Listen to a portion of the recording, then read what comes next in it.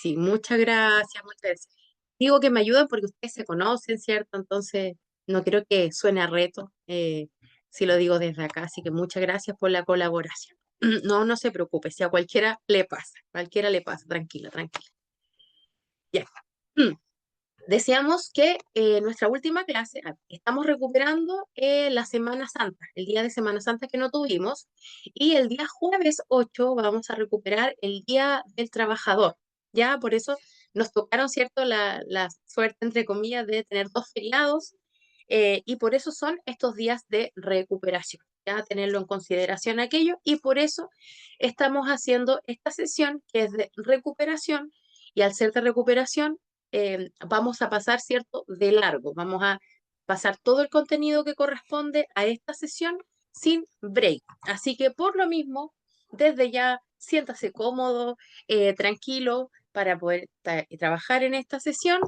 Ojalá tenga sus cuadernos, sus apuntes al ladito, ¿cierto? Un cafecito, ¿por qué no decirlo? Porque justamente no vamos a tener break tal como lo dijimos en el WhatsApp del grupo. Y también el día jueves va a ser de la misma manera. ¿Ya? Bien, habiendo dicho eso, vamos a comenzar partiendo siempre activando nuestros conocimientos previos, que es parte de nuestra responsabilidad, y lo vimos, ¿cierto? También, como estas consideraciones que hay que tener siempre presentes a la hora de estar enfrentados a un aula, a una sala de clase, justamente porque nos va a tocar, ¿cierto?, asistir a un aula, esto es asistente de aula. Por lo tanto, es importante saber buenas estrategias de activación o estrategias de concentración, estrategias que siempre van a ser muy bien miradas porque todos necesitamos ayuda dentro de un aula. No por ser profesor, uno tiene más dominio en eso. Justamente, tanto profesores como asistentes de la educación necesitamos colaboración. Y bajo esa perspectiva es que nosotros estamos también hablando no solo de cómo se lee y cómo se escribe, sino también cómo podemos ayudar en algo tan vital como es la matemática para la vida de un niño y una persona después adulta. Todos nosotros nos hemos desarrollado en la vida, ¿cierto? Gracias o teniendo conocimientos de matemática. Claramente no podríamos eh, saber una cuenta, saber sumar o restar, ¿cierto? Sí, si efectivamente no tuviésemos el dominio de la operación que hay que hacer. Y con esto hay que ser súper enfáticos. Disculpe. Ustedes saben que esta temporada es de mucho bicho en los colegios, ¿cierto? Entonces, decía que es una habilidad que se adquiere para la vida. Por lo tanto, eh, el acercamiento que nosotros debiésemos hacer con la matemática tiene que ser idealmente en primera persona, y tiene que ser muy de la mano, muy vinculante, no causar lejanía. Lamentablemente venimos de un país que fue súper estricto con la enseñanza de la matemática, y por lo tanto quizás existe más gente que se sienta alejada de la matemática que cercana a la matemática. Por lo tanto, es nuestra labor esencial poder acercar, poder planear estrategias, metodologías, ¿cierto? Para algo tan esencial como, o una habilidad, como ya hemos dicho, que nos va a acompañar toda la vida. Ha cambiado la forma en que vemos la matemática desde, no sé, los años 90 ahora, muchísimo. Porque antes, ¿cierto? O de los años 80, 70, incluso mucho más. Porque pensemos de que antiguamente el saber matemática significaba también activar otro tipo de habilidades como la memorización. Yo no sé si a ustedes les pasó o no, pero es que sus papás o sus abuelos eran muy buenos, por ejemplo, para memorizar las tablas de multiplicar. No sé si les pasó eso. Ujú, Y para ellos ujú, el sumar, o sí, para ellos el sumar o restar era como una habilidad súper básica y primordial. Claro, ujú, pensemos, contextualicemos una persona que vivía, una persona adulta que vivía en el año 70, 80, era una persona que tenía que saber cuánto le tenían que dar devuelto o cuánto costaba algo efectivamente, ujú. porque La la calculadora. calculadora no era un elemento, ¿cierto?, de uso tradicional habitual de bolsillo. Ujú, Sin embargo, hoy en día nosotros con nuestro celular sí tenemos una calculadora al lado nuestro toda la vida, que es nuestro celular. Entonces, mm, ¿qué pasa? No es que antiguamente eh, se haya ultravalorado por el mero hecho de antojadizo el tema de la memoria, versus ahora los niños que no tienen que memorizar ciertas cosas porque tienen otros elementos a la mano. mm, Bueno, en matemática no funciona de esa manera. En matemática los cambios tecnológicos sí pueden darse, pero también es importante actualizarlos y saber cómo usarlos. Porque cuando leemos y escribimos, por ejemplo, el lenguaje, a nosotros no se nos va a olvidar justamente por la práctica, pero adquiriendo la habilidad probablemente no la olvidemos. En matemática, a través de la práctica, nosotros podemos efectivamente volvernos más expertos en un área. Sin embargo, la matemática va a ser absolutamente funcional. Es decir, mm, lo que nosotros tenemos que hacer es saber ahora qué operación tengo que hacer en el celular para poder hacerla. Por lo tanto, lo que se implanta en el alumno no es la velocidad de memorizar, sino que es que pueda entender cuál es la operación que tiene que usar en su celular para sacar la cuenta que necesita. mm, Entonces, en la actualidad, la matemática se sigue adaptando y nos dice, ok, vivimos en una sociedad de la información, los niños saben mucho, los niños manejan un montón de herramientas digitales, pero siempre tienen que saber qué es lo que deben hacer para sacar el resultado. Por muchas calculadoras que traiga, ¿cierto? Un iPhone, tiene que saber cuál de las teclas marcar para mm. utilizarlo bien. Y en ese sentido, entonces, la matemática es la diferencia de las otras asignaturas, porque la matemática se va adaptando. Marco, métete a la reunión aquí porque no me puedo. No me puedo meter a la reunión del... Es que aquí no veo bien. Bien, la matemática entonces se va adaptando a los contextos, a las actualizaciones, pero siempre va a ser una habilidad que debe adquirirse porque también nos va a acompañar para toda la vida. Y ese nosotros le vamos a llamar un cambio paradigmático. O sea, vamos a ver de diferente manera a la educación como la veían nuestros abuelos, como la veían nuestros papás, como la veíamos nosotros. Y desde el momento en que nosotros empezamos nuestra labor docente, tenemos que cambiar la orientación didáctica de las matemáticas. Esto significa entonces de que nosotros tenemos que hacer que la matemática sea lo más cercana del mundo a las personas, no causar lejanía, no causar miedo, no causar temor o indiferencia. Lo que tenemos que hacer es poner todos de nuestra parte, independiente de la profesión, independiente del título, independiente de todo, y poner manos a la obra para que cada vez hayan más niños que estén bien relacionados con la matemática y no escuchemos frases típicas como las que siempre escuchamos con yo soy malo para la matemática.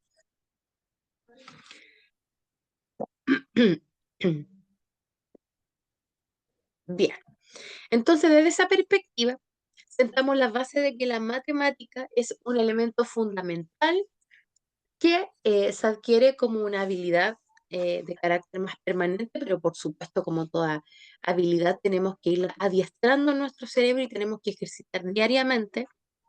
Recordar también que nunca dejamos de aprender, y que es un mito de que las personas adultas no puedan aprender algo nuevo. No sé si muchas veces han escuchado, yo por lo menos sí, a mucha gente lamentablemente decir, yo ya estoy viejo, ya no, como que me cuesta entender. ¿O para qué voy a estudiar si a mí ya no me quedan las cosas? Bueno, eso es totalmente mito. Nosotros siempre podemos aprender. Y ahí recordamos o vemos un concepto llamado neuroplasticidad, ¿cierto? Que dice que las personas adultas también siguen aprendiendo. Ese es como un dato, ¿cierto? Entonces, bajo esa perspectiva, no debería haber nadie malo para la matemática. Hay personas quizás que tienen una deficiencia en el enseñar la matemática y otros niños que necesitan también apoyo justamente para entender la matemática, pero de distintas formas. ¿Y por qué de diferentes formas? Claro, porque somos todos distintos, ¿cierto? Y bajo la perspectiva de que somos todos distintos, si yo le pregunto a alguien de aquí, probablemente, o se le pregunto, ¿cómo estudia usted cuando tiene que estudiar? Alguno a lo mejor me va a decir, yo me gusta estar solito, solita, me gusta hacer un resumen, leo en voz alta, me escucho yo sola. Otra persona me puede decir, no, la verdad es que yo necesito estar con otra persona y yo como que le voy enseñando. Entonces, traspaso la información, como que me vuelvo el profesor. Otra persona a lo mejor va a decir, bien, ya, yo veo la clase mejor, veo la clase de nuevo y me vuelvo a acordar de las cosas y con eso basta. Bueno, todos tenemos estrategias distintas para llegar al mismo punto y el mismo punto va a ser válido. Entonces, es la matemática, nos dice lo mismo. Me disculpan, voy a cerrar la puerta un poquito que tengo a mi hija estudiando al otro lado y se escucha por acá.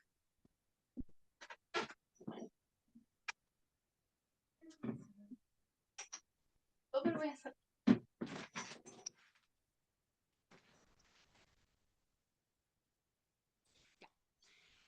Entonces, como todos tenemos diferentes maneras de procesar la información, de ingresarla, de anexarla y por lo tanto de aprenderla para después usarla, que es lo que el objetivo de aprender algo, ¿cierto? Volver a usarlo en algún momento.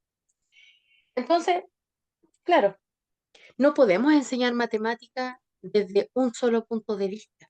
No podemos pensar de que todos los niños van a aprender de la misma manera, porque la idea justamente es que mediante las estrategias que utilice o el profesor o el estudiante o las dos cosas, logre haber aprendizaje, que es el objetivo que todos pretendemos hacer. Entonces, decimos, bien, es importante que podamos llegar a la mayor cantidad de estudiantes, pero respetando también esas formas. Y por eso que matemáticas, como es tan importante, tenemos que enseñarlos al menos de tres maneras distintas. Y esas tres maneras distintas tienen que ver con presentar las cosas en forma dibujada o no dibujada, perdón, no. Primero vamos con el concreto. Primero las cosas en concreto, tocarlas, ojalá palparlas. Por eso que cuando los niños están muy chiquititos y se les enseña a sumar o se les enseña a contar, que es lo más básico primero, ¿cierto? Se le entregan elementos que pueda tocar. Y recordemos también lo que nos dice la psicología del desarrollo, que las personas haciendo las cosas, tocando las cosas, la van a aprender mejor. Y los niños, los bebés, necesitan tocar, necesitan succionar para ir conociendo y armarse un banco de datos en el cerebro. Entonces, por eso es que cuando somos chiquititos, si queremos sumar, antiguamente nos pasaban bolitas o polquitas, ¿cierto? No sé, mi mamá me decía que a ella les pasaban porotos, por ejemplo. Pero eso de tocar lo concreto es indispensable en la matemática, porque nos va a ayudar a saber qué es lo que es un uno, qué es lo que es un 2. Nosotros le decimos, ¿cuánto es 2 más 2? Pero pensamos qué es lo que un niño imagina que es un 2 o qué es un uno. Primero tenemos que mostrarle que eso puede ser cualquier elemento que valga lo mismo. Entonces, vamos a contar, perfecto, hagámoslo con ciruelas, con mandarinas, con manzanas. Esa es la primera etapa. Y eso se llama concreta, que también, insisto, va de la mano con la psicología del desarrollo. Luego viene la segunda etapa, que es la pictórica, que es justamente la que expreso por medio de símbolos, perdón, por medio de imágenes o por medio de formas, lo que ese elemento me está diciendo que es. Entonces ya no tengo necesariamente que tocar las 3 manzanas para saber de que hay 3 elementos, porque los puedo representar por medio de 3 cubos, como es el caso. Y eso es lo pictórico. Y finalmente tenemos el simbólico, que ya es como el grado máximo, pero también es porque el cerebro a esa altura, a esa progresión, por favor, hay un micrófono abierto.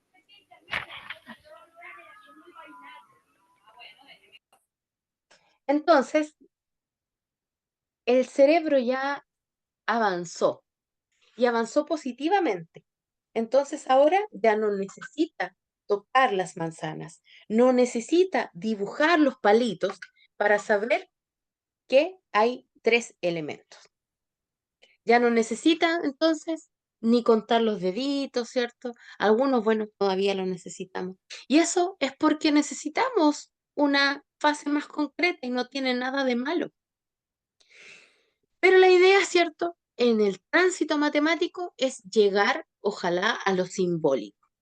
Entonces, este método en matemática lo vamos a llamar COPICI, justamente tomando las 2 primeras letras de cada una de las palabras que componen el método, concreto, pictórico, simbólico.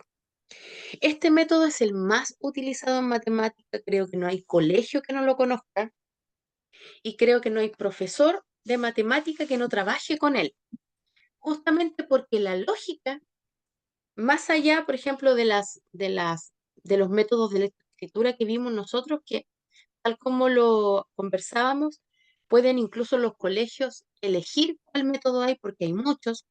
En matemáticas es distinto. Todos los profesores trabajan el COPICI, porque la lógica cerebral de un niño indica de que vamos a pasar por la etapa concreta, pictórica y simbólica. Bien, en esto que hemos recordado, ¿hay alguna duda? ¿Hay algún comentario o algo? ¿Está todo claro con esto? ¿Ya lo damos por superado?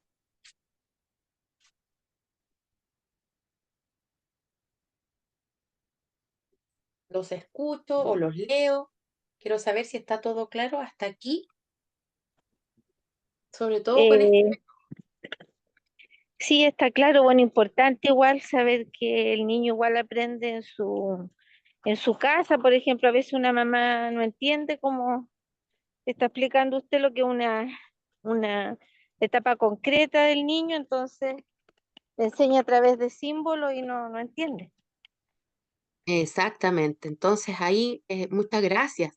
Justamente donde tenemos idealmente ahí que sacar nuestras armas también de vinculación familia-escuela, y ahí progresamos más todavía, ¿cierto? Que es lo que todos queremos. Bien, creo que está todo clarito. Me decían también en el chat, les agradezco mucho el feedback. Bien, estamos por superado el coeficiente. Entonces, vamos con, para ir justamente cerrando estas clases y algunos conceptos que son súper básicos, pero no súper básicos porque sean eh, menores o inferiores, no, al contrario, sino porque todos debemos conocerlos y manejarlos muy bien, porque son parte de lo que siempre nos van a preguntar y lo que siempre vamos a escuchar en el colegio. Entonces, recordemos lo que significa experiencia previa, y experiencia previa lo vamos a entender como todo aquello que el niño ha vivido, que el estudiante ha vivido en su vida y que nos puede servir siempre como un buen punto de partida para empezar una clase, sobre todo los que les gusta el aula y van a operar dentro del aula en una clase. Esta es una estrategia tremendamente valiosa y parte esencial de lo que debe hacer un profesor y cualquier persona que esté a cargo de niños. Siempre conocer, valorar, preguntar qué es lo que conocen ellos de lo que vamos a hablar, porque claramente se van a entusiasmar mucho más cuando sepan de lo que le estamos hablando. Entonces yo siempre hago esta analogía, no sé si la habré hecho con ustedes o no, pero si yo le hablo, y aunque ustedes no lo crean, bueno, sé que lo van a creer, pero No es porque yo tengo la verdad, pero me ha pasado también tristemente de que a veces olvidamos que hay realidades súper hostiles en el mundo y en nuestro país y al lado de nosotros. Entonces a veces también yo me he pegado ¿Y golpes cuándo has de comido realidad cazuela? con que existe ¿No hemos todavía comido mucha... cazuela? Karim, por favor, ¿sabe que yo la cierro y se vuelve a abrir? Ahí sí. Muchas gracias. Y nos pegamos golpes de realidad como que todavía hay gente, por ejemplo, que de verdad tiene por puertas frazadas. Entonces, bajo esa perspectiva, cuando nosotros hacemos una clase y queremos que nuestros niños aprendan, no podemos dar por hecho de que ellos conocen todo lo que nosotros les estamos hablando. Porque como les digo, también nos podemos sorprender y hay niños, por ejemplo, que aún no conocen el mar. Entonces, si yo llego con una lectura del mar, claro, probablemente ellos la puedan haber visto en la televisión o en una revista, pero la vivencia es distinta. Por lo tanto, cuando un niño quiere dar una opinión, quiere decir que algo de eso, de lo que estamos hablando, lo conoce, ese es un espacio súper valioso, porque eso el niño, la niña, el joven, el adulto lo va a aprender mucho más rápido que si no supiera nada de eso. Entonces, la experiencia previa es de donde yo me tomo para que sea mi punto de partida, para que el estudiante al que yo quiero educar aprenda lo más profundamente posible, idealmente de algo que sabe algo, un poquito, incluso que sepa algo que no está bien, también me sirve, pero es mucho mejor trabajar así que sobre la nada. Por eso siempre, idealmente en las clases, hay que crear un espacio para preguntarle a los chiquillos qué es lo que saben de eso que vamos a hablar, porque de ahí usted sabe, tiene un diagnóstico, indaga más o menos lo que ellos saben del tema y de ahí se agarra, ¿cierto? Y sigue avanzando. Es mucho mejor eso y por eso que en educación se debe trabajar en el inicio de la clase siempre con una experiencia previa o con un aprendizaje previo. Por ejemplo, ¿qué fue lo que aprendimos la clase anterior? Esa es una estrategia pedagógica que todos deberíamos usar, por ejemplo, para poder evaluar y poder validar esto que se nos está diciendo. O vamos a recapitular qué es lo que vimos en la clase anterior y de ahí partir. Nunca se parte sobre la nada. Y por eso que es importante que todos sepamos que las clases en Chile están estructuradas en 3 momentos: inicio, desarrollo y cierre. En el inicio nosotros saludamos, en el inicio nosotros decimos cuál es el objetivo de la clase, decimos hacia dónde queremos llegar con esta clase, qué otra cosa más podremos aprender después y además de poner las normas, por supuesto, de la clase y la experiencia previa. Es decir, pregunto qué es lo que saben, qué es lo que recuerdan para poder llegar a ese objetivo que nos vamos a plantear.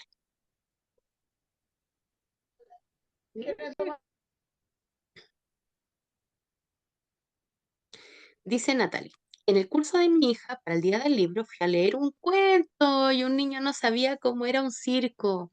Entre todos le enseñamos, aprendimos y disfrutamos de cómo es un circo. ¡Ay, qué linda, Mm, Natalie! La buena felicito. conversación.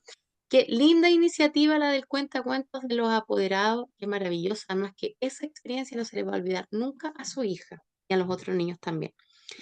Y qué lindo parar, ¿cierto?, ante la necesidad de que, por ejemplo, un niño no conozca algo, porque justamente eso va a ser lo importante en ese momento. Si un niño dice, ah, es que yo no conozco un circo, entonces la lectura en ese momento pasa a ser secundaria y generamos un espacio de aprendizaje en donde todos le digamos, como lo que hizo muy bien usted, Natalie, con los compañeros, de explicar lo que es un circo para que ese niño no se sienta en desventaja.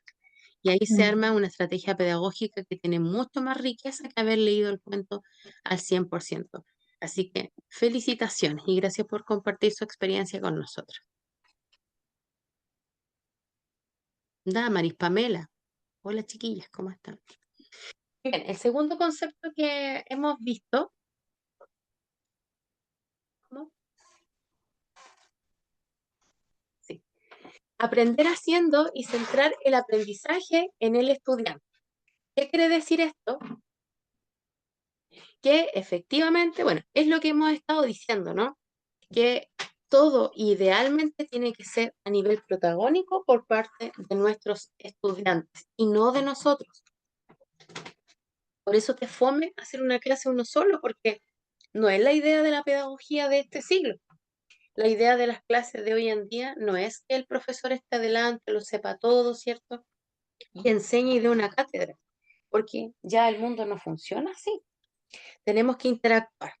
Y en ese sentido, nos dice la pedagogía del siglo XXI, pero en realidad del siglo XX ya viene con esta concepción de que es el estudiante el que tiene que hacer todo en la clase y no el profesor. Entonces, si hay actividades, bueno, la actividad la tiene que hacer el estudiante. Si hay que reunirse, la tiene que hacer el estudiante. Mientras más ejecute, mucho mejor, porque más experto también se hace en él. Hemos hablado también del material concreto, su utilización y además de su utilización, los beneficios que trae consigo. La buena utilización, he dicho mucha utilización, pero es parte del uso del material concreto. Porque en realidad, más que el material visto como una simple hoja, como un simple PowerPoint o un simple papel, lleva consigo una tremenda forma de acercamiento entre el contenido y el estudiante. Entonces el material concreto tiene que ser obviamente muy bien seleccionado, atingente, coherente, intrépido, ¿por qué no decirlo? Porque tiene que captar la atención de alguien que lo necesita. Y esto va a ser entonces más que un simple elemento concreto, es una experiencia pedagógica y es el acercamiento real entre lo que el estudiante puede aprender y lo que está aprendiendo. Recordemos que muchas veces a los estudiantes les va mal en el colegio y no porque no estén entendiendo, sino porque no se les está enseñando bien. Hay que ser justos con eso también.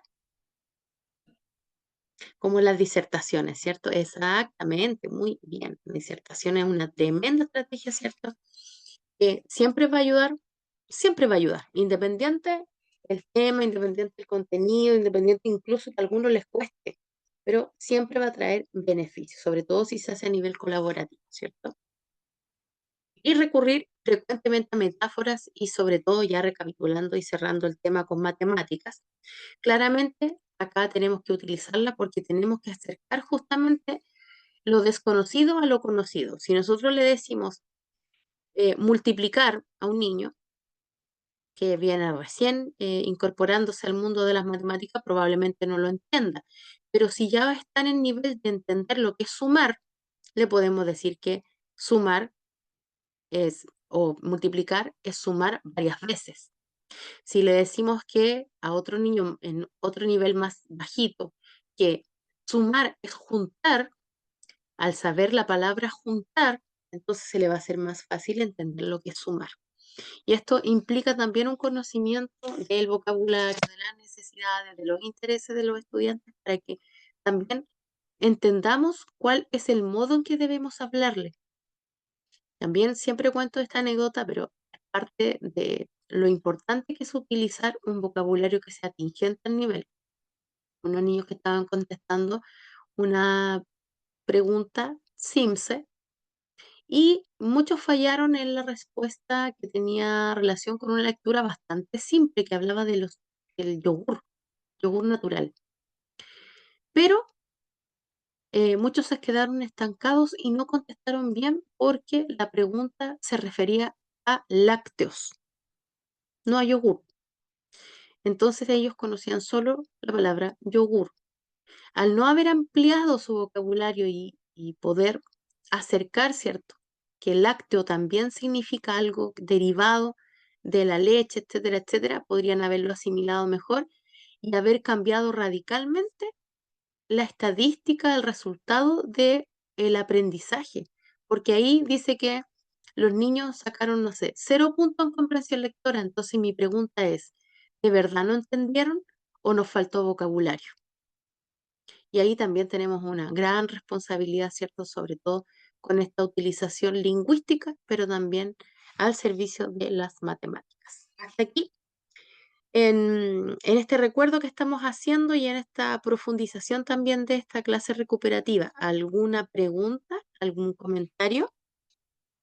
¿Cómo vamos hasta acá? ¿Los leo, los escucho?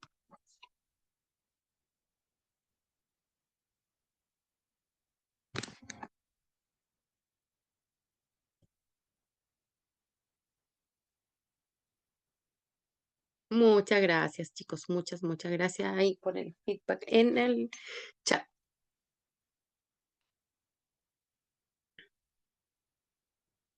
Qué bueno, Patricia. Muy bien. Entonces, también hemos hablado y vamos a escuchar bastante de la progresión de complejidad, pero si nosotros hablamos, por ejemplo, del COPICI, eso es un grado de complejidad. Vamos de lo simple a lo complejo. En matemática, el lenguaje, tenemos que ir desde esa perspectiva, no nos queda otra opción. Recordar que nosotros no estamos solo enseñando contenido, sino también habilidades. Y la idea es que nuestros niños sepan algo tan simple como recordar algo primero para que después lleguen a crear algo. Y eso también es progresión. Pero en Chile ya no hablamos de progresar en la materia, hablamos de habilidades. Recordar entonces enfáticamente de que en nuestro país trabajamos en base a habilidades y no solo conocimientos. Paula nos dice, una buena estrategia también son los afiches en las murallas de las salas, graficando números, símbolos, animales, colores o letras. Muy bien, ¿cierto? Eso siempre va a servir para que nuestros niños vayan recordando y eso no les quite tiempo de estar recordando cómo era, sí, nosotros podemos ayudarlos, ¿cierto? Nuestra labor justamente es ayudar, no ser una piedra en el zapato. Muy bien, Paula, muchas gracias. Hemos hablado también de aprendizaje y conexiones, lo importante que es articular entre las asignaturas. Vemos claramente que en educación, si en lenguaje estoy enseñando algo y en matemática estoy enseñando algo parecido, puedo hacer actividades que vayan más bien juntas. Eso claramente va a simplificar el aprendizaje de cualquier cosa, porque se va a ver algo como una línea continua más que como aprendizajes parcializados, que al final pueden confundir a cualquier persona, no solo a los niños. Responsabilidad, ¿cierto?, de las clases, repasar ideas básicas y ejercitar. No es clase pasada, clase olvidada, eso es bastante antiguo, obsoleto, ¿cierto? Lo importante es ayudar a que los aprendizajes se estén, em, que sean una base fuerte en cualquiera de nosotros. Por lo tanto, no somos mejores docentes o asistentes de la educación porque somos más disciplinados y en nuestra asignatura a los chiquillos les es difícil. No, a los chiquillos se les tiene que hacer fácil. Ese es el trabajo. Y por lo tanto también debemos trabajar en la retroalimentación que todos nosotros debemos obtener por parte de quienes nos están educando. Tenemos que nosotros decir en qué estamos fallando, en qué fallaron los estudiantes para que efectivamente puedan aprender desde ese error. Y el error no verlo como algo, como una tragedia, ¿no? Que no tiene solución, sino más bien normalizar de que nos equivocamos y que al equivocarnos es una posibilidad, una oportunidad de mejora. Entonces, nosotros tenemos que trabajar harto eso en educación, porque estamos en una cultura que siempre va a buscar el culpable, porque nuestras mamás y nuestras abuelas y así sucesivamente nos criaron de ese modo, en que si sucede algo, nosotros preguntamos quién fue. Y la idea es que saquemos ese paradigma, esa mirada, y empecemos a trabajar con que eso es positivo, con que es parte del aprendizaje, porque en sala de clases eso claramente puede marcar, ¿cierto? Em, la vida académica de un estudiante, para bien o para mal. Y finalmente, el aprendizaje cooperativo, que es parte esencial de cómo se debe hacer las clases hoy en día. Ya no podemos educar a chiquillos que estén aislados porque vivimos en un mundo en que vamos a tener que compartir con otros. Por lo tanto, mientras este momento de aprender sea lo más sociable posible, claramente estamos contribuyendo también a desarrollar una habilidad más bien social que como sociedad o como país es muy necesaria también. Y finalmente, la última sigla que es importantísima para nosotros y también pasa a ser concepto clave por eso, la tecnología de información y la comunicación, o también conocida como las tecnologías de la información y las comunicaciones, en plural. Justamente esto nos dice que es obligación de todos nosotros utilizar en mayor o menor medida tecnología e innovación al servicio de la educación y de todos los contenidos que se estén abordando, justamente porque cuando los chiquillos salgan del colegio, tienen que enfrentarse también a un mundo en que los necesita útiles y lo más actualizados con lo que estén. Y en esta parte siempre hablamos de hacer la analogía de que efectivamente tenemos a niños muy tecnologizados, a nativos digitales que nacieron moviendo el dedo, pero tenemos a niños también que no saben usar un Word. Entonces, también es responsabilidad de los colegios, de las casas, entregarle herramientas que sean no solo tecnológicas, sino útiles. Entonces, ahí también abrimos la discusión a que no porque más se sepa de tecnología o de la última tecnología, se es más inteligente tecnológicamente. Y ahí también poner especial atención, nuestras clases tienen que estar enfocadas en el uso utilitario de la tecnología. Hasta aquí, ¿alguna pregunta, duda, consulta? Todas las anteriores.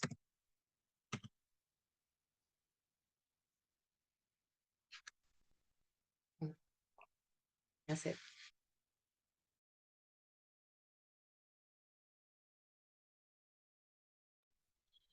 Bien, continuamos entonces a nuestro módulo 9. Módulo 9. Todo claro, dice Yanara. Muchas gracias.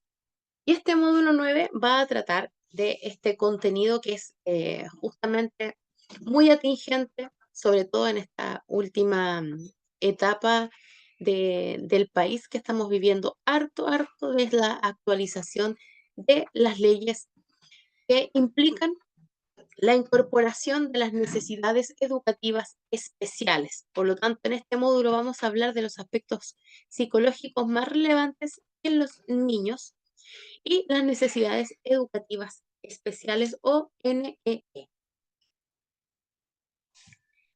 Lo primero que tenemos que conocer y no conocer, sino yo creo que recordar o reconocer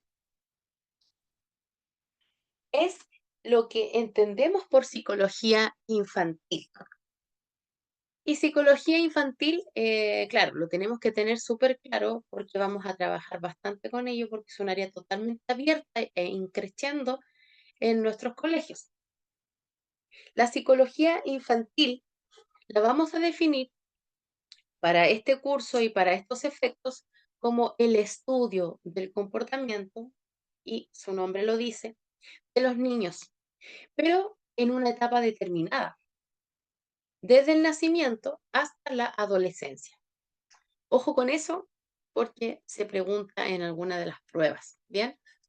Entonces, el estudio del comportamiento de los niños desde el nacimiento hasta la adolescencia. ¿Y qué es lo que hace o qué es lo que se hace en psicología infantil? Justamente analizar desde la especialidad los fenómenos y también las irregularidades, el desarrollo de la psiquis de los niños que llegan hasta la adolescencia. Entonces, esta es una rama de la psicología que se centra específicamente en este nivel, pero también en los aspectos físicos, motores, cognitivos, perceptivos, afectivos y sociales, es decir, en toda la dimensión biopsicosocial de una persona que pueda ir desde la niñez o del nacimiento hasta la adolescencia. ¿Por qué hasta ahí? Porque después de la adolescencia, el psicólogo va a ser un psicólogo de adulto, ¿bien? Entonces ahí, claro, ya entran otras variables que no son tan específicas en este grupo etario, rango etario. La psicología infantil atiende dos variables, esto también creo que lo preguntan por ahí. Uno, que tiene que ver con la ambiental, por ejemplo, la influencia de los padres o de los amigos, la familia directa. Y otra, la biológica. Y claramente, como su nombre lo dice, esa está determinada por la genética. Entonces nos dice básicamente que todos los rasgos que podamos tener pueden deberse a una o a la otra. ¿Cuál es el profesional? El psicólogo infantil, o sea, un psicólogo de profesión, pero que sea especializado en este rango de edad, entre el nacimiento y la adolescencia, que sea capaz de comprender cuál es el desarrollo y el comportamiento que tiene que tener el menor. Y para ello se van a utilizar terapias, tanto individuales, grupales, colectivas, en terreno, en los colegios, justamente de diferentes áreas y formas, em, es- que estén referidos específicamente a la condición de cada uno de sus usuarios. Los problemas más comunes que se tienen a este nivel, bueno, claramente, a medida que alguien va creciendo, se van notando más cuáles son o cuáles podrían ser las problemáticas que están presentes en esa persona.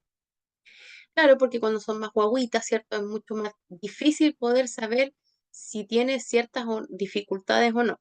Por eso que hay algunas, no quiero decir patologías, pero algunas condiciones, ay, disculpe, algunas condiciones que solo se ven desde los 5 años en adelante. Claro, y si uno se pone a pensar, tiene bastante lógica, porque quizás si nosotros no vemos cuál es la adquisición del lenguaje, entonces no podemos evaluar que un niño tenga o no algún tipo de dificultad, ¿se entiende?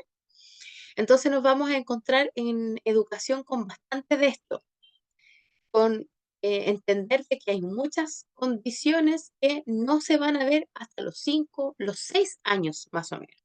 Y por eso que es tan delicado que cualquier persona pueda diagnosticar alguna dificultad, padecimiento o condición que tenga un niño, porque quizás solamente puede ser efectos madurativos o de otros tipos de factores que no tengan que ver con una condición propiamente tal. Entonces aquí hay que ser súper cuidadoso en nunca diagnosticar algo que no corresponda a la edad que el diagnóstico amerita, ¿ya? Entonces, la mayoría, insisto, se diagnostica de los 5 o 6 años o en el primer año de escolaridad. Entonces, a veces em, hay algunos papás que a los 2 o los 3 años ya quieren saber ciertos diagnósticos que quizás todavía falta un poquito saber, porque quizás puede deberse a alguna particularidad o alguna característica propia del niño o de la niña y no necesariamente a una condición. Así que ahí tenemos que estar nosotros siempre alerta, que estamos trabajando con los niños siempre, porque tenemos que también a veces llamar a la calma o trabajar mucho con la ansiedad de, de los padres, sobre todo que están sometidos a estos diagnósticos, ya porque también, digámoslo, hay mucha ignorancia en torno a esto, por lo tanto, hay mucha gente que se cree especialista. Ustedes saben que de repente hay gente que cree saberlo todo, entonces em, todavía hay mucho, oh, espera un poquito.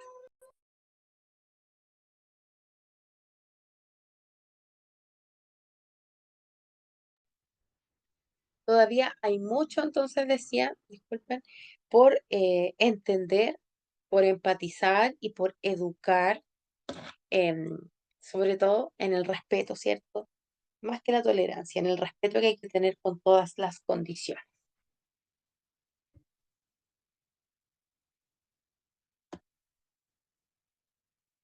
Ya, María, espero que todo esté bien con la luz. Suele ocurrir también, sobre todo ya cuando el clima empieza a cambiar un poquito, ocurren hartas situaciones climáticas que ya estamos curtidos, como se dice.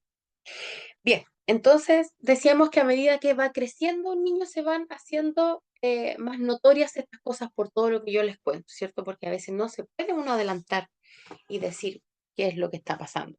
Entonces, van a experimentar cambios físicos, van a experimentar cambios mentales y también cambios emocionales, y eso es totalmente normal.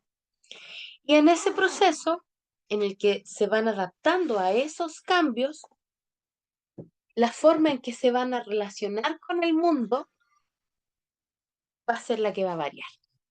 Y ahí, entonces, es donde se presenta la dificultad, porque los niños que tienen la condición, por ejemplo, del espectro autista, o algunos niños con necesidades educativas especiales no tienen en general un problema de funcionamiento cognitivo.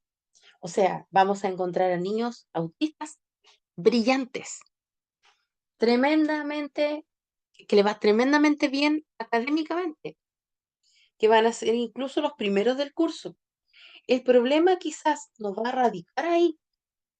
Quizás puede haber un problema en el desarrollo social de sus habilidades sociales, en la forma en que se relaciona con otras personas.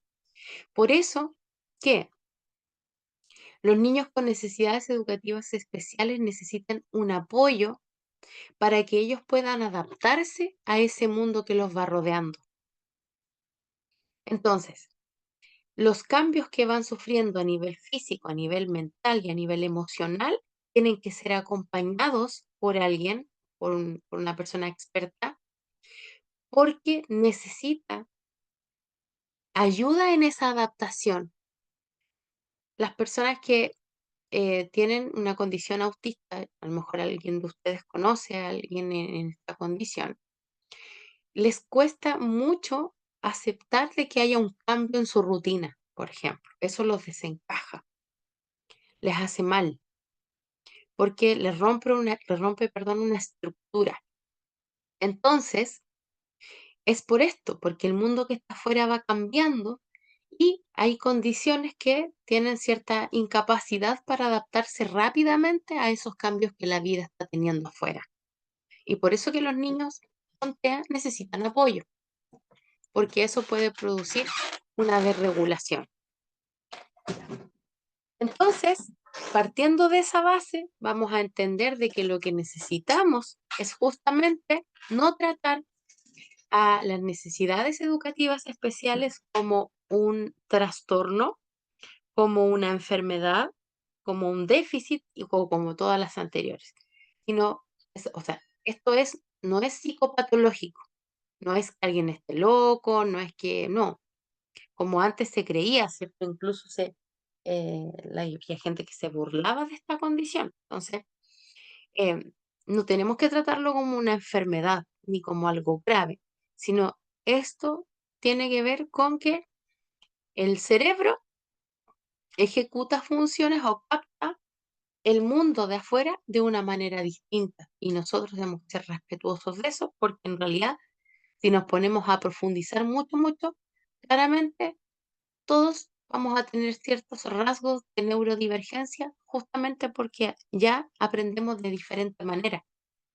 Lo único que estamos tratando de inculcar en la sociedad, ¿cierto? Es que entendamos que en las aulas, en las salas de clases, esto también va a pasar y tenemos que ser responsables y no podemos pretender enseñar a todos los niños iguales cuando estamos en el año 2025 y sabemos científicamente de que aprendemos distintos, no se nos podemos seguir siendo porfiados y decir que entendemos todos igual, porque ya sabemos que no.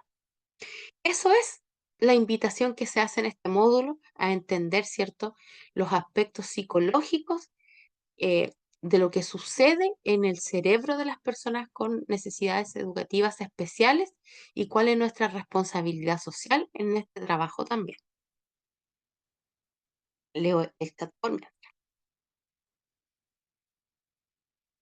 Acá dice Natalie, mi hija tiene 14 años y como dice usted, muy inteligente, qué lindo, con una mente brillante, pero el entorno social es su dificultad. Chuta, estuvo todo el verano con terapeuta y ahora ya habla con sus compañeros y la veo disfrutar con sus compañeros. ¡Oh, qué lindo avance! Gracias, Natalie, por compartir su experiencia.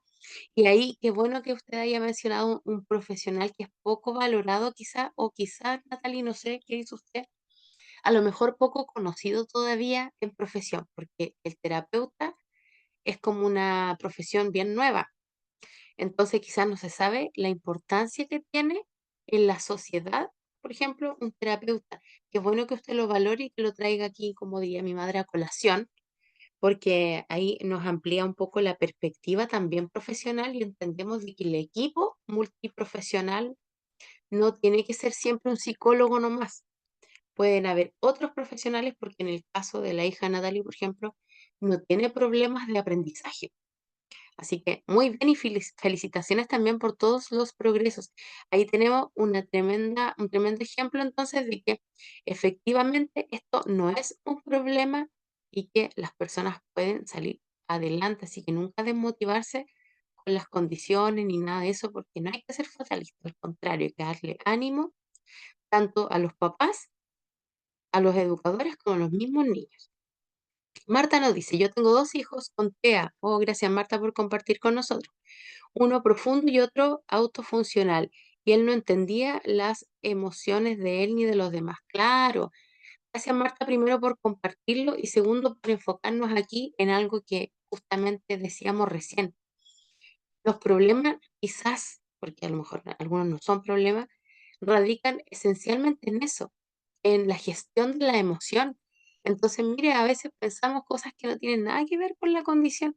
Es simplemente una, un aprendizaje, que eso yo lo veo, ¿cierto, Marta? Yo creo que usted también. En los niños, ellos van a aprender a gestionar sus emociones. No vienen como con eso adquirido.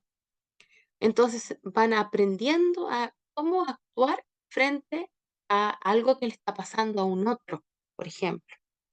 Y no es que no tengan emociones, porque también hay gente, no sé, que dice, es que esos niños no tienen emociones. Imagínense lo, lo agresivo de esa oración. Decir que alguien no tiene emociones no es que son niños, son raros, como dijo un rector por ahí el otro día. Em, Eso es tener cero conocimiento, ¿cierto? De que lo que pasa es lo que dice Marta, es no entender una emoción en un otro, es simplemente eso. Y nuestra tarea es que esa emoción pueda ser igual entendida como cualquiera otra de las áreas que sí se entienden claramente. Y ahí tenemos un tremendo trabajo, pero como sociedad. Gracias, Martita, por compartir con nosotros su experiencia. Soy experta en TEA con dos niños, dice Natalie. Efectivamente, a usted no le pasan gato por liebre, ¿cierto? Yanara, desde una opinión personal o profesional, porque usted conoce este mundo, ¿cree que el aumento de niños con necesidades educativas especiales ha aumentado o simplemente hoy en día hay mayor información y estudio de este? Ya que es un tema actual y polémico en educación. Tremendísimo tema, Yanara, que bueno que lo traiga, ¿no? Porque además ha estado en todas las noticias. Ha estado bien polémico este año. Llevamos 3 meses y ha estado, no sé, el tema educación por agresiones, por golpes, ¿cierto? En la tele, mucho rato. Entonces esto, claro, va en crecimiento. Yo lo que creo, y le agradezco que me pida mi opinión, es que siempre ha habido la misma cantidad de niños. Estadísticamente, hay, en Chile nace un niño con TEA por cada 51. Entonces, eso no ha variado mucho en el tiempo. De hecho, creo que incluso anteriormente, sobre todo en la década de los 60, 50, hubo una explosión de enfermedades mentales súper en alza. Yo lo que creo es que ahora hay más información y que ahora se tocó el tema, porque creo que niños TEA, creo que autistas, creo que personas incluso con algunas demencias o grados leves, moderados, han estado en sala siempre, toda la vida.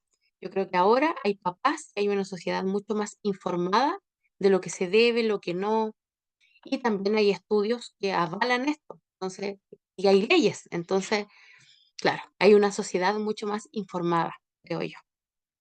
Miri nos dice, tengo una amiga que a mí, gracias nuevamente por preguntar, Yanara. Mary dice, tengo una amiga que también paga terapeuta, así mi hijo ha mejorado mucho. Qué bueno, Mary, entonces ahí también tenemos otra experiencia de lo importante que es acudir al experto correcto respecto de cuál es el diagnóstico. Entonces, que no todos les digan, no, es que hay que llevarlo al psicólogo. No, es que a veces quizás lo que necesita es ayuda, por ejemplo, en el movimiento. Entonces, algo más funcional, ¿cierto? Hay un gran esfuerzo económico, claro, para que él vaya avanzando sobre el área sensorial y alimentaria, sobre todo. Miren qué importante. Y también no habíamos hablado de la importancia que es tener un buen apoyo familiar, sobre todo, pero lo que implica económicamente también. Ojalá que el Estado se hiciera más presente frente a eso, porque además todavía nos falta mucho, mucho, mucho. Natalie dice, no conocía lo que era un terapeuta hasta que diagnosticaron a mis hijos. Son excelentes apoyos para los padres. Qué lindo escucharlo, Natalie. Valorar otras profesiones también, sobre todo, la mayoría de los terapeutas son súper jóvenes, porque es una carrera nuevita, entonces hay que apoyar también a que ellos tengan donde poder actuar en forma más experta. Jessica nos dice, una pupila de ustedes la trabaja desde el colegio. A ver, una pupila.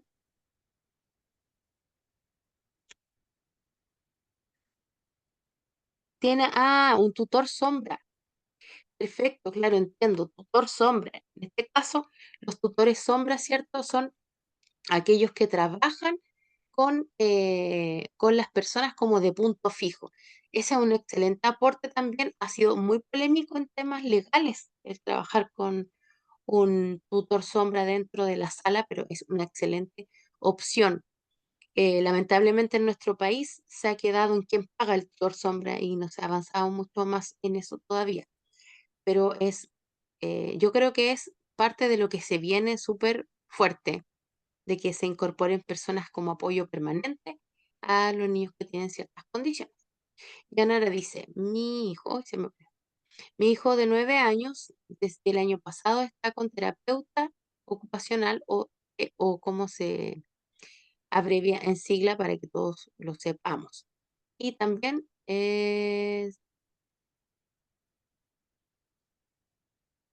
psicóloga, ya que tiene rasgos TEA.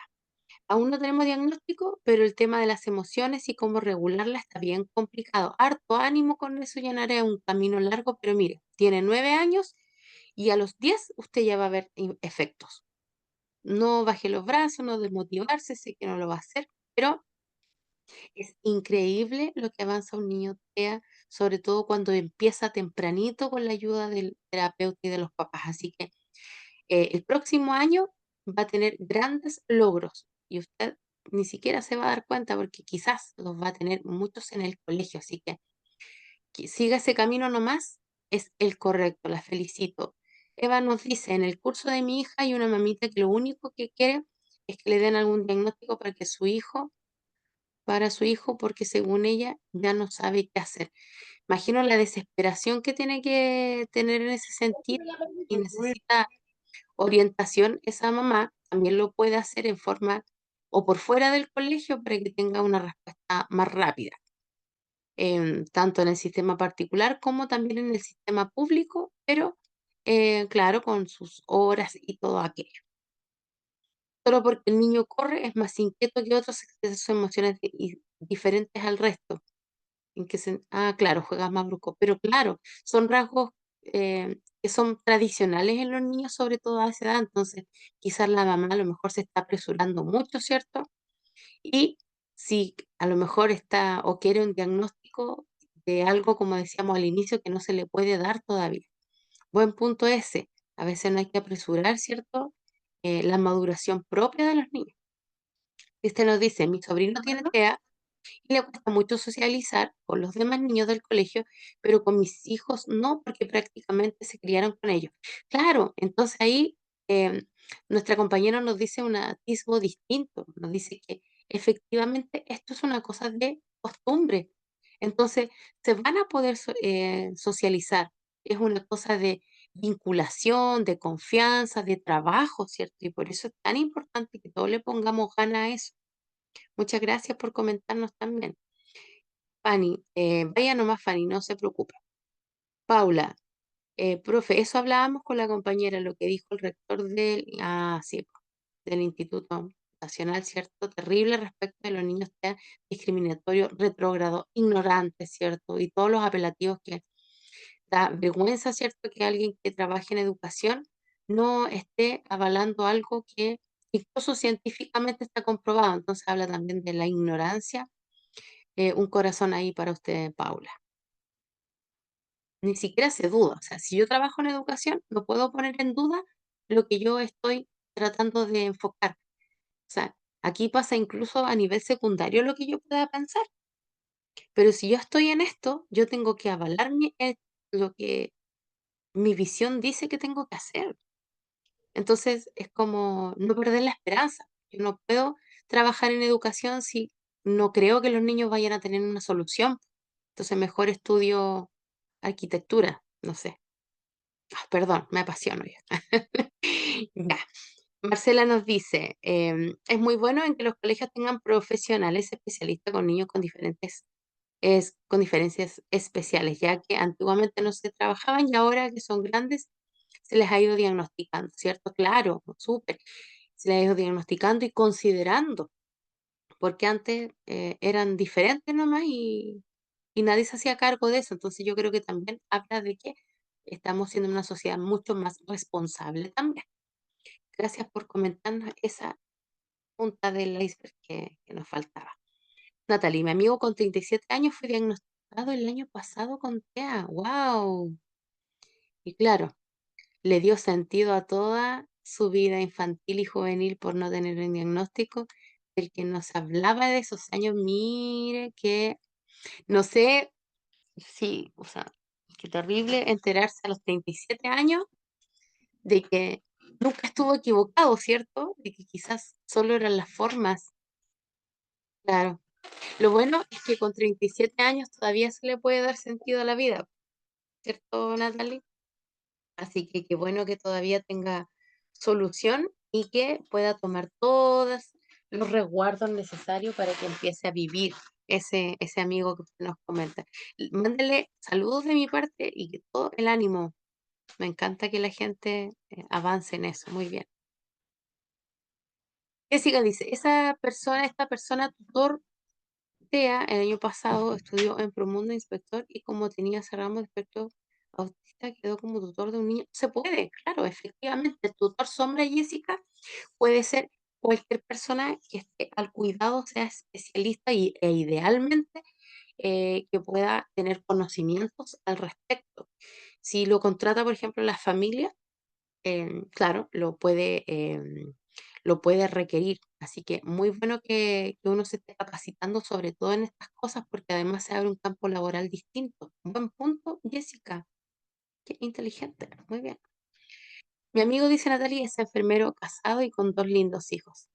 Ay, qué bueno que también esta experiencia le va a ayudar en su paternidad y también en su profesión, para ayudar a entender y ser más empáticos que tanta falta nos hace como sociedad, ¿cierto? A todos. Sí, si está trabajando de su tutor sombra hasta su domicilio. Qué bueno, Jessica, entonces se abren ahí algunas ventanas con esto. em, en lo laboral también. Yo estoy súper segura de que lo del tutor sombra va a ser algo que llegó para quedarse. Por lo tanto, ahí espero también que se vaya vinculando a algo que sea una necesidad para los colegios y se pueda también financiar de el dinero de los colegios y se pueda, por ejemplo, contratar tutores sombra por parte de los colegios, porque ahora no todos lo pueden contratar. Algunos sí, otros no. Eso depende del financiamiento. Entonces hay harto por hacer todavía ahí en términos legales y ojalá que se avance en eso. Bien, algunos de los trastornos más comunes en la infancia son los que ya hemos dicho que afectan el nivel de funcionamiento, tanto personal, social, académico u ocupacional. Por eso hablábamos de las terapeutas también, ¿cierto? Entonces, lo que más se nos va a presentar en esta etapa es que podemos ver a niños que sean súper impulsivos, o niños que tengan dificultades para concentrarse, o algunos que no sean capaces de seguir reglas o normas, o se frustren, o se enojen, o se aburran fácilmente. Ya, a eso vamos a estar siempre expuestos. Pero también vamos a estar expuestos, sobre todo hoy en día, a niños que tienen trastorno de ansiedad, como em, las personas, no voy a decir niños, también puede pasar lo de el amigo de Natalie. Y esto está muy en boga también de cuántas personas han sido diagnosticadas después de los 40 con déficit de atención e hiperactividad. De eso había mucho, sobre todo porque en los años 80, de ahí para adelante, no había un diagnóstico de eso. Entonces, de eso también hay mucho. Ya nos vamos a encontrar harto con eso. Pero también existen otros como los problemas de aprendizaje, la discapacidad intelectual, los trastornos de conducta, las parálisis cerebrales, las alteraciones de la visión o el olfato. Todas esas son problemáticas que nosotros nos vamos a encontrar en nuestros colegios o de donde nosotros decidamos emprender este camino de la educación. Entonces, claro, estamos hablando de autismo, por ejemplo, pero nos vamos a encontrar con niños sordos, pero no son ciegos, por lo tanto podrían estar en un colegio regular. Hay niños que van perdiendo la visión y que tenemos que planear estrategias para eso. Nos vamos a encontrar con niños que no tienen una extremidad, por ejemplo. Entonces ahí el funcionamiento ocupacional nos ayuda, no el académico. Por eso que es tan importante saber elegir el profesional que tiene que ayudar, porque a lo mejor a todos lo estamos mandando al psicólogo, pero en realidad lo que necesito primero es saber utilizar la manito y después preocuparme, ¿cierto?, de otras áreas también que son muy importantes, por supuesto, pero hay que tratar lo urgente y luego lo importante. Entonces, este escenario nos vamos a encontrar cuando hablemos de trastornos de ansiedad, pero también nos vamos a encontrar con trastornos del comportamiento que son más bien disruptivos, o sea, los famosos niños desordenados. Bien, y de eso, claro, existen, no estamos romantizando al niño desordenado, no, no, no, estamos diciendo que bajo ciertas condiciones es entendible ciertas cosas, pero cuando no están esas condiciones, tenemos que entender de que esto se produce por una disrupción. Y aquí hay niños que claramente van a desafiar las reglas y que por eso van a presentar malas conductas que no son aceptadas en los reglamentos ni en sentido común en los entornos escolares, que tienen que ser estructurados. Obviamente tenemos que seguir reglas, si no sería una locura, ¿cierto? Pero también nos vamos a encontrar en la realidad con con niños con trastornos de alimentación. Por ejemplo, niños que tienen problemas o dificultades con o relacionados con el peso. Aquí entra la anorexia, la bulimia, el trastorno por atracón que existe cuando la gente dice, me dio un atracón, los atracones de comida, eso efectivamente existe, es una realidad y es un trastorno de la alimentación. Otros trastornos de purga, que también suelen presentarse bastante, ¿cierto? Sobre todo en la adolescencia. Y finalmente aquí tenemos los trastornos de la eliminación, en donde nos vamos a encontrar con, sobre todo en niveles más chiquititos, también una llamada de alerta súper importante en esta parte, porque todo lo que tiene que ver con los trastornos de eliminación también pueden ser indicios de abuso. ¿Ya? Así que también quienes decían trabajar con niños muy, muy pequeñitos, es importante ver cómo está la enuresis, por ejemplo, que es el trastorno más común de la eliminación, que son niños que nosotros le decimos coloquialmente que se hacen pipí, ¿cierto? Em, Porque esto también está casi súper establecido como biológicamente hay un momento en que se ejecuta el control de esfínteres y esto debería ser una regla muy parecida en términos de edad. Sin embargo, a niños les pasa en determinados momentos o se prolonga y eso quizás puede ser un indicio de otros factores más asociados no a lo genético ni a lo biológico, sino a lo ambiental. Y gracias a ciertas cosas relacionadas con los trastornos de la eliminación, muchas veces han descubierto abusos sexuales por ello. Recordar en esta parte, nunca está más decirlo, de que si nosotros somos testigos o somos confidentes, porque a nosotros se nos ha confesado algún tipo de abuso por parte de alguno de nuestros estudiantes, es decir, si alguno de nuestros estudiantes nos cuenta o yo sé que fueron abusados, es deber legal de inmediato tener que hacer la denuncia. El momento en que ponemos el pie derecho o izquierdo dentro de una institución, entonces, por ley, estamos obligados a denunciar.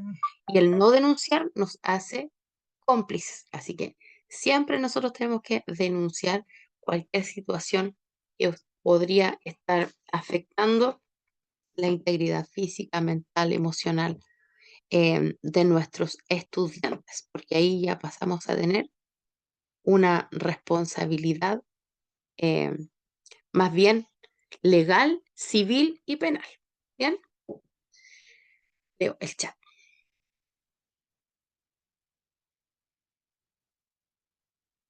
Ay,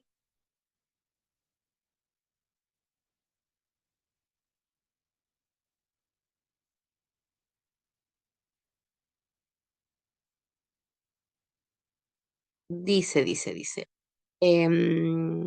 A mi hija le diagnosticaron a los 14 y yo desde los 5 años ya sabía que tenía algo, pero el colegio me decían que era buena alumna, por eso el comportamiento. Claro, ahí estaba la alerta, ¿cierto? Pero claro, eh, es difícil saber cuándo.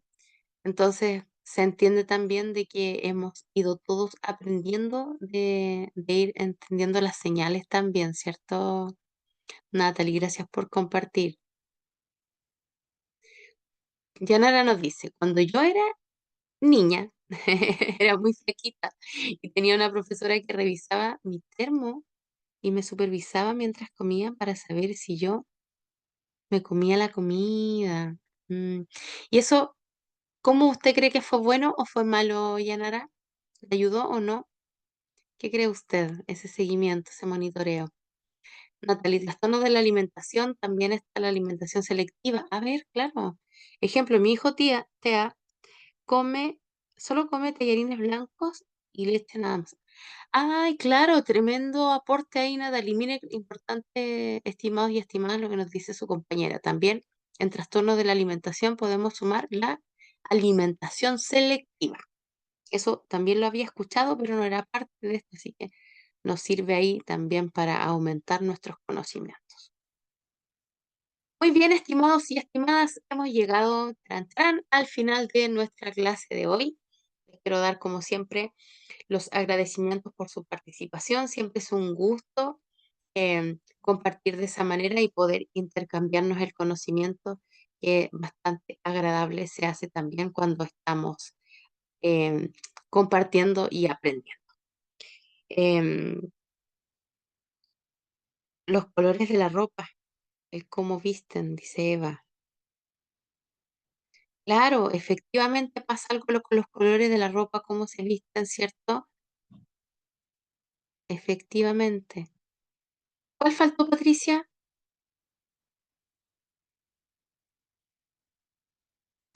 Jessica dice, mi marido es súper estructurado, de la ropa de forma y el aseo exactamente igual, en la misma parte cada cosa, adorno y todo igual todos los días. Solo así la casa es una taza de leche y la comida. Ah, claro. Chuta, ahí qué rigurosidad, qué paciencia, ¿no? La suya, Jessica, le va a dar una estrellita a la paciencia, lo pone esposa. Paso. Claro, ahí tenemos la reiteración, ¿cierto? Que es clásica de las personas con necesidades educativas especiales, la fijación y la hiperfocalización, ¿cierto?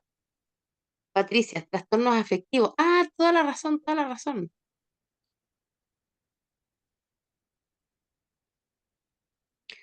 Mary dice, los colores de la sala. Mi hija estuvo en un colegio donde cambiaron el color de la sala por un niño con TEA.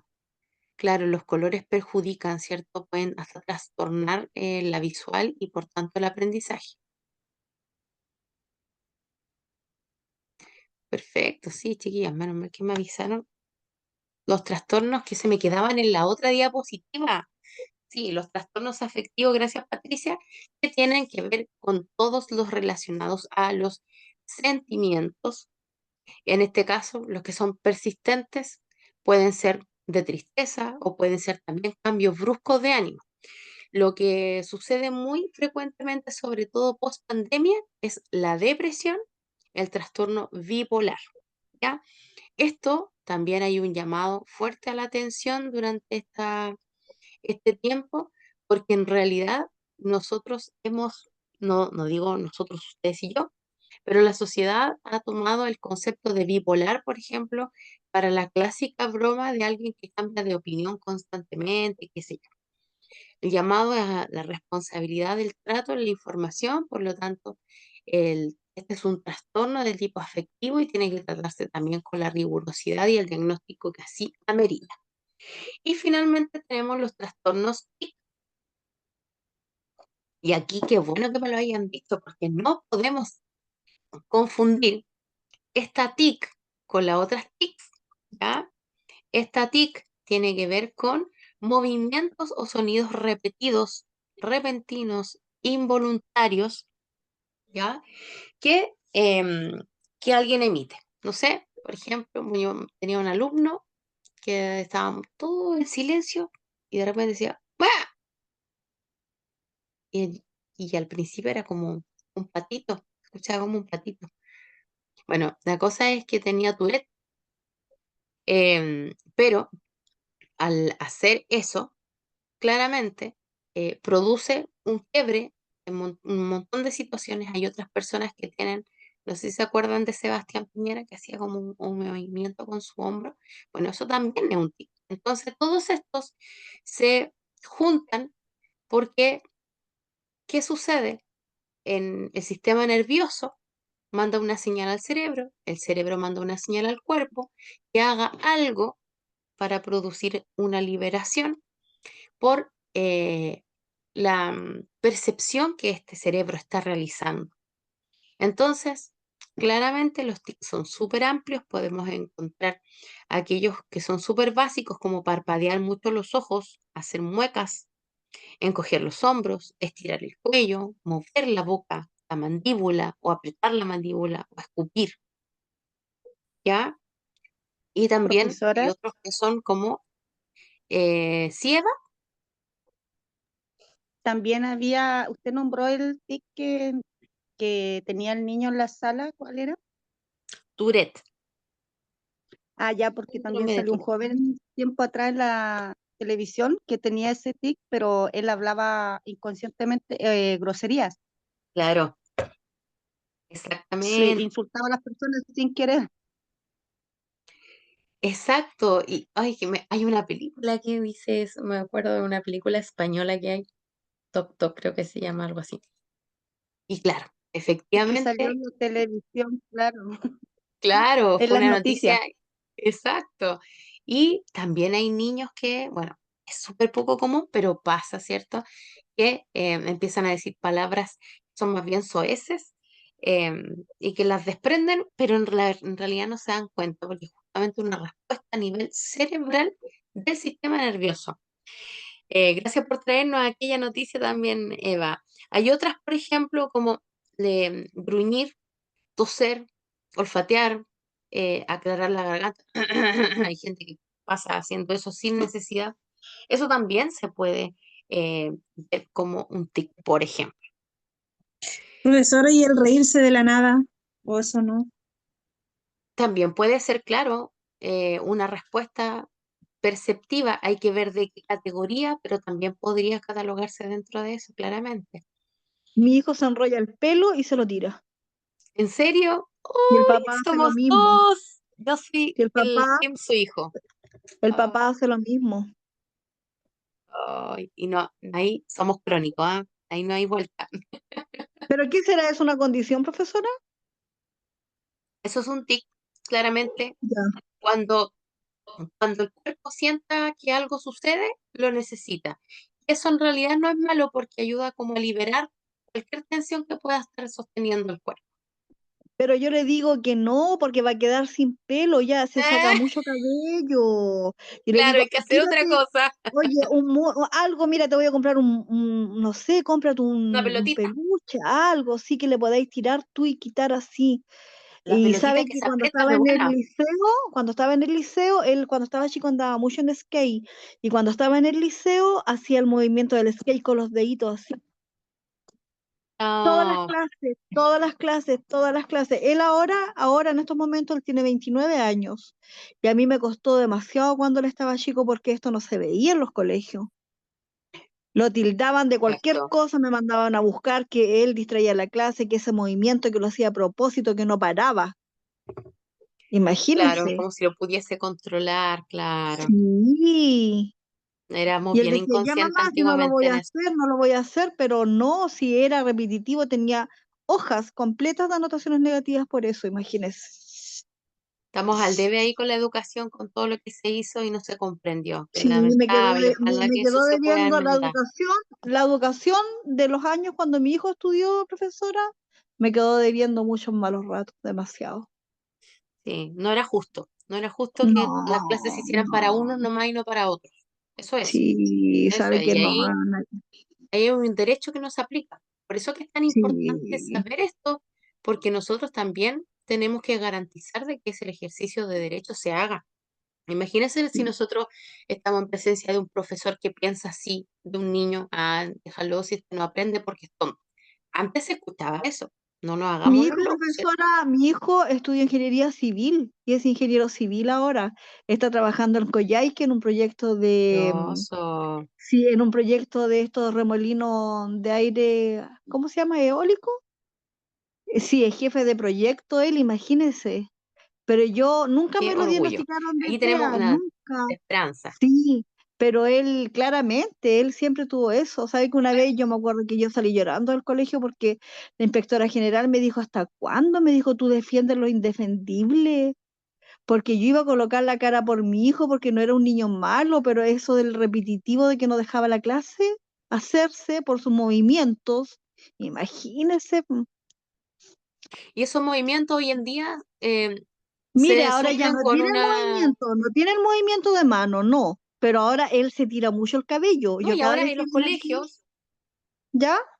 en los colegios en donde se ha descubierto que existe un montón de niños que tienen aquella condición, se les pone como estas ligas de ejercicio en las sillas, no sé si las han visto, y hacen que los niños repitan el movimiento sin golpear, sin hacer ruido, sin nada, y están, como diría alguien por ahí, tiki-taka en su clase.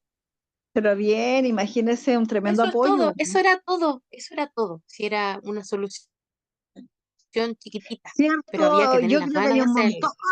un montón de soluciones, porque imagínese colocar, cuando me hubiesen dicho, hágale un mantel con una esponjita y él hubiese hecho su movimiento ahí, ahí. También hubiese sido algo que hubiese Claro, sido claro. Por eso es el que arreglo, hay muchos arreglos. Yo si trabajo, si Dios quiere, que tengo muchas ganas de trabajar para ayudar en esto, voy a buscar eso, todas esas posibilidades de poder ayudar a esos niños. Y sabe que él me dice, mamá, a mí me cuesta mucho, porque él tiene como un enojo así, cuando él se enoja, es como así como incontrolable, así como que eh, sí, se busca rápido, claro. sí, se enfusca así. Y me dice, a mí me cuesta mucho porque él es muy lento, es calmadito, pero ya cuando se le llena, dice, se me llena la cabeza, yo no puedo, no puedo, tengo que estallar. Entonces yo le digo que Claro. eso él me dice que él lo aprendió a controlar mucho porque él estudia su comportamiento, como ahora está todo en el computador.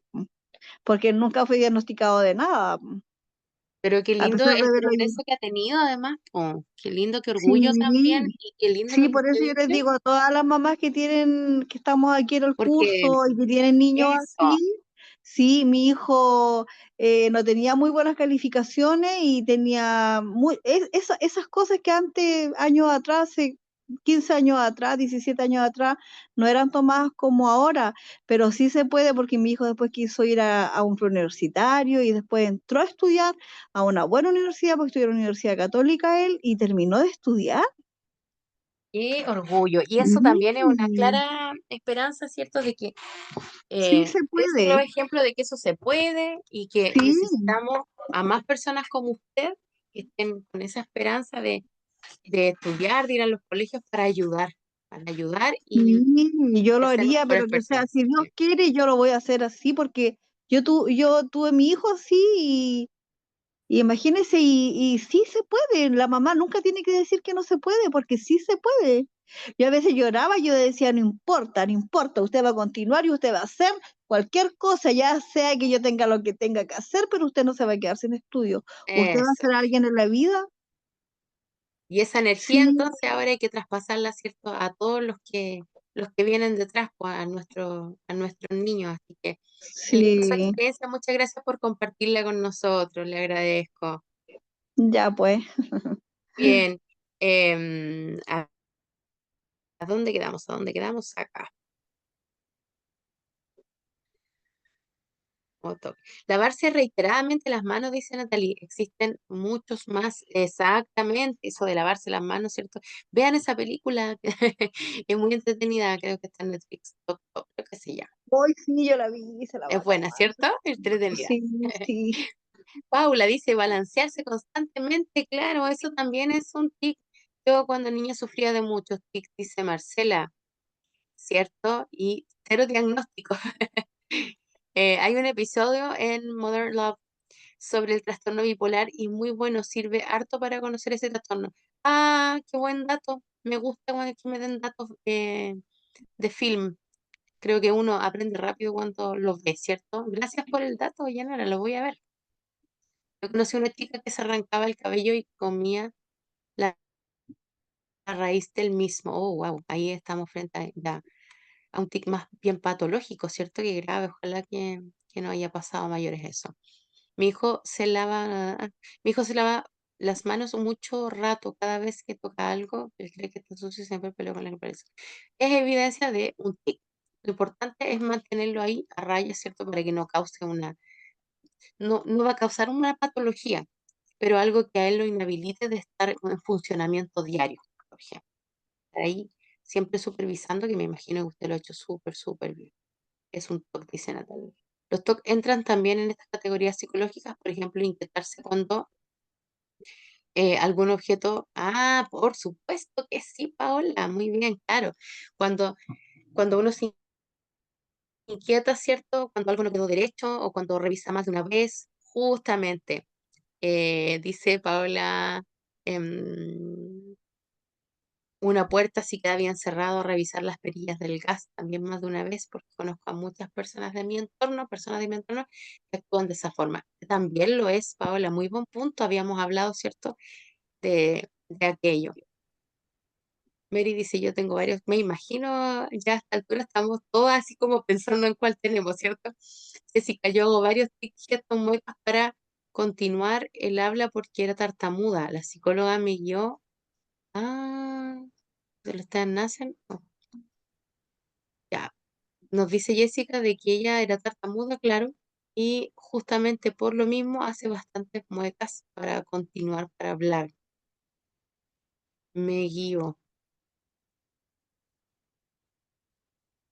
Y nos pregunta si los tics de los TEA nacen. Sí, la mayoría puede ser que sí, pero otros son causados por el ambiente. Pueden ser producto de la costumbre también. Entonces va a depender de cuál es em, el diagnóstico de raíz. Entonces no se puede decir sí en este caso, va a depender de cada caso. Según yo, nacen con esos tics porque son físicos, a diferencia de los TOC que se van presentando en la vida. Eso, justamente, Natalia. Ahí está la muy buena explicación de su compañera Natalia. Ujú. Mary dice, yo tengo TOC, no puedo irme a dormir si no quedan los cojines ordenados, las sillas alineadas, no puedo ver los cajones abiertos, el desorden me genera mucho ruido, me molestan mis hijos y mi marido. Pero es un buen, en ese caso es beneficioso su TOC, ¿no? Pero claro, tremendamente la carga que debe sentir, ¿no? Los TOC son obsesiones reiteradas, Natalie, justamente. Me acabo de dar cuenta que tengo mucha Romina, ¿cierto? Bien, claro, ahí nos vamos autodiagnosticando. Y como yo tengo un tic y un TOC y todas las anteriores, adivinen lo que no puedo hacer. Voy a tener que decir esta parte de la diapositiva porque no puedo dejarla incompleta, ¿ya? Así que yo sé que me van a entender. Y por eso vamos a terminar esta sesión, no importa que nos pasemos un poquito, les pido las disculpas del caso por eso. Las causas de las enfermedades mentales infantiles pueden ser un producto,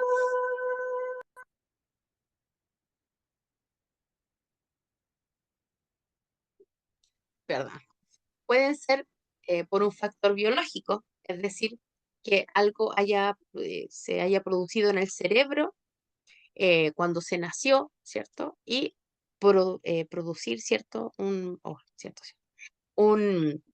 un problema a nivel mental, ¿ya? Pero también puede ser un factor ambiental.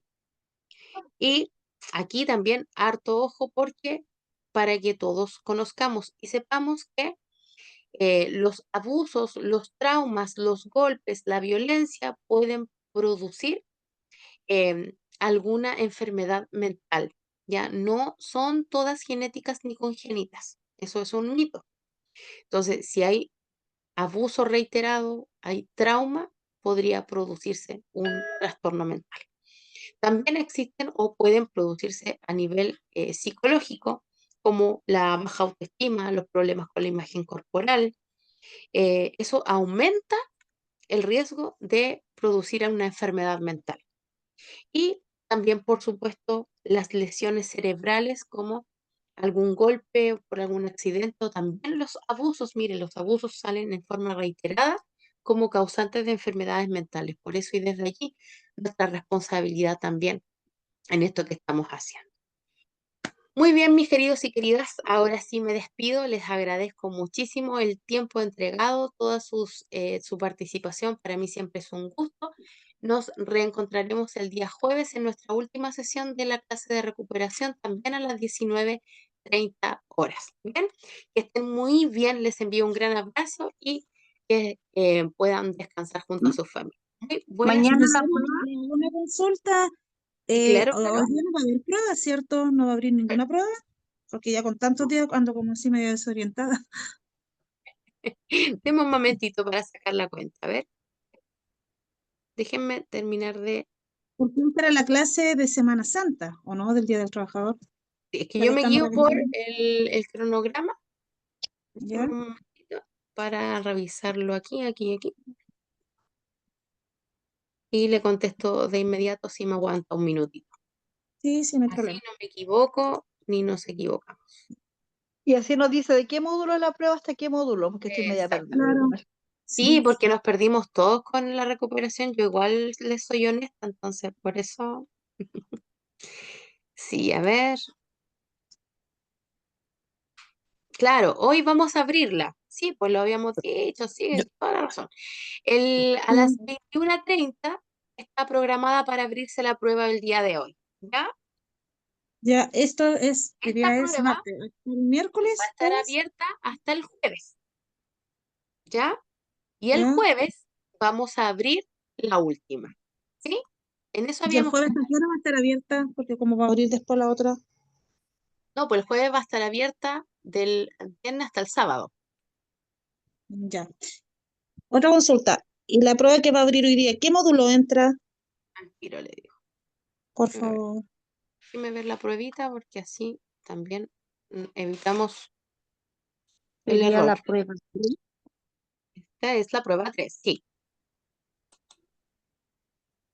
Déjeme ver la prueba. About or no? Ujú. Ujú. Entra desde los recursos didácticos, ¿ya? ¿Qué módulo es ese? Es que estoy en otra página. Si ustedes me lo pueden mirar, se lo agradecería. Déjenme terminar de mirar aquí para poder cambiarme. Tengo que cambiar pantalla en el fondo. Ya, recursos didácticos, lectoescritura, método de lectoescritura, Copici, psicología infantil, necesidad educativa especial, Esto es lo que pasó hoy día. hasta lo que pasamos hoy. ¿Pero de qué Todo. módulos de esos estoy perdida? Sería como Ya. el 6, el módulo 7, El 8, seis. 9.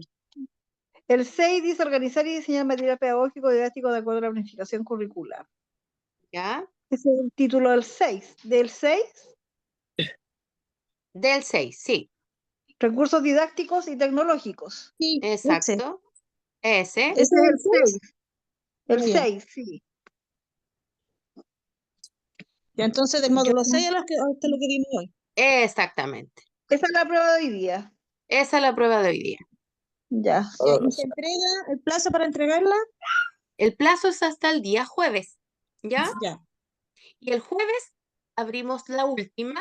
El plazo va a ser hasta el sábado, ¿sí? Ya, ¿Y de súper. qué materia la del jueves, señorita? Ahí le Del preguntamos el día módulo. jueves.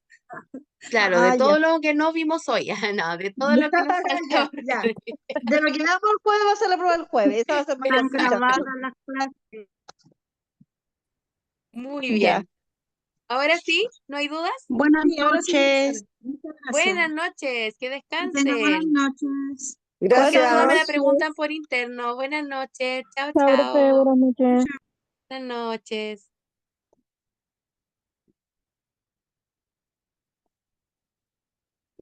Buenas noches, profesor.